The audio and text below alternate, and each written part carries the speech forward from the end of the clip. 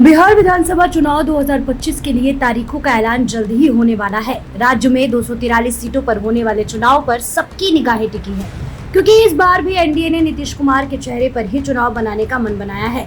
तो वहीं दूसरी तरफ राजद सुप्रीमो लालू यादव अपने छोटे बेटे तेजस्वी को इंडिया गठबंधन का सीएम चेहरा बनाने की बिसात बिछाने लगे हैं। बिहार की मौजूदा नीतीश सरकार का कार्यकाल 26 नवंबर 2020 को शुरू हुआ, 22 नवंबर 2025 को पूरा हो जाएगा। इसे देखते हुए सितंबर अक्टूबर में आचार संहिता लग सकती है। फिर बीच में महापर्व छठ भी होगा। इसे भी ध्यान में रखकर बिहार में चुनाव की तारीखों का ऐलान होगा। बिहार विधानसभा चुनाव में भाजपा और जदयू का साथ काफी पुराना है और दोनों ने साथ मिलकर कई चुनाव लड़े। साल 2020 में दोनों ने साथ मिलकर चुनाव लड़ा, जिसमें जदयू ने 245 में से 115 सीटें पर और बीजेपी ने 110 सीटों पर चुनाव लड़ा था। बीजेपी की 74 सीटों पर जीत मिली और जेडीयू को 43 सीटों पर। सूत्रों के अनुसार एनडीए में इस बार के चुनाव के लिए सीटें बंटवारे पर बात लगभग तय हो चुकी है। बता दें कि लोकसभा चुनाव में बीजेपी ने 17, जेडीयू ने 16, एलजेपी ने 5 और हम और राष्ट्रीय और लोक मोर्चा ने एक सीट पर चुनाव लड़ा था और यही फॉर्मूला विधानसभा चुनाव में रह सकता है। विरोधी पक्ष नीतीश कुमार को लेकर कई तरह की बातें कर रहा है।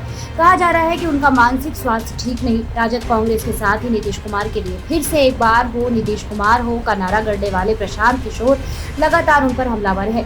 बीजेपी सूत्रों ने स्पष्ट किया कि बिहार में नीतीश कुमार ही एनडीए का चेहरा रहेंगे और पीएम मोदी और नीतीश कुमार के नाम और काम पर चुनाव लड़ा जाएगा। वहीं नीतीश कुमार के स्वास्थ्य को लेकर चल रही खबरों पर बीजेपी का कहना है कि इसे मुद्दा बनाना आरजेडी को भारी पड़ेगा। नीतीश कुमार की साख और लोकप्रियता निर्विवाद है और एनडीए को निश्चित रूप से इसका फायदा मिलेगा।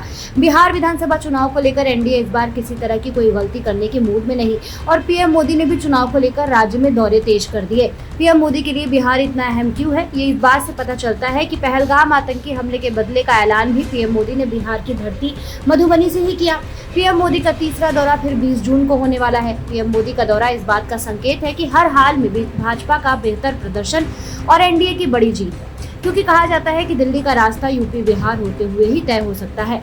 जब तक सुशील कुमार जीवित थे तब तक बिहार में चुनाव का मैनेजमेंट वही संभालते थे। उनके राजनीतिक रिश्ते भले ही नीतीश कुमार अच्छे या खराब रहे हों, आपसी रिश्ते बेहतर थे। सुशील कुमार मोदी की नीतीश से सियासी दोस्ती हमेशा बनी रही, लेकिन इस बार के चुनाव में मैनेजमेंट संभालने वाला कोई चेहरा भाजपा के पास नहीं दिख रहा है।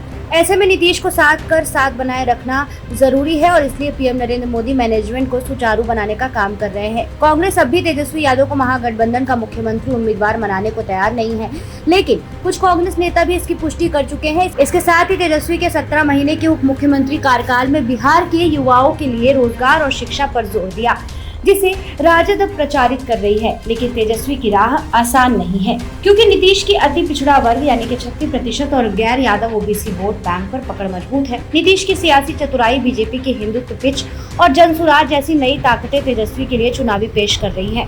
इस बार के चुनाव के लिए चुनावी रणनीतिकार प्रशांत किशोर अब खुलकर मैदान में आ गए और जोर शोर से तैयारियों में जुटे हैं। 2025 के चुनाव में प्रशांत किशोर भी अपनी पार्टी जनसुराज के कैंडिडेट उतारेंगे। दूसरी तरफ ओवैसी के एआईएमआईएम के नेता और है जो मुस्लिम वोट काट सकती है। दोनों महागठबंधन और एनडीए दोनों के लिए बड़ी मुसीबत बन सकते हैं। इसके लिए बीजेपी प्लानिंग में जुटी है कि कैसे इंडिया गठबंधन के साथ पीके की जनसुराज को भी मात देनी है।